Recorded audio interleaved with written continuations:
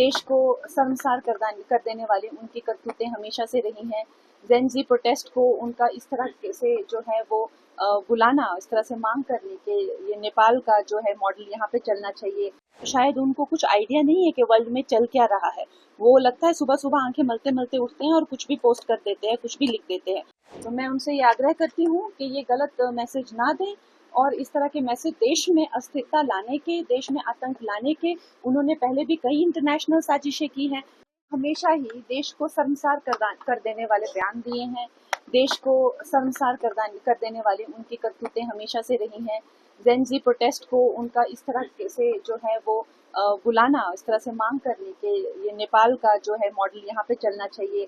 सबको जिंदा जला देना चाहिए और उनको ये बात पता होनी चाहिए कि नेपाल में जो है वो जेन जी ने एक नेपोटिज्म सरकार को जो है वो ध्वस्त किया है। तो शायद उनको कुछ आइडिया नहीं है कि वर्ल्ड में चल क्या रहा है। वो लगता है सुबह सुबह आंखें मलते मलते उठते हैं और कुछ भी पोस्ट कर देते हैं, कुछ भी लिख देते हैं।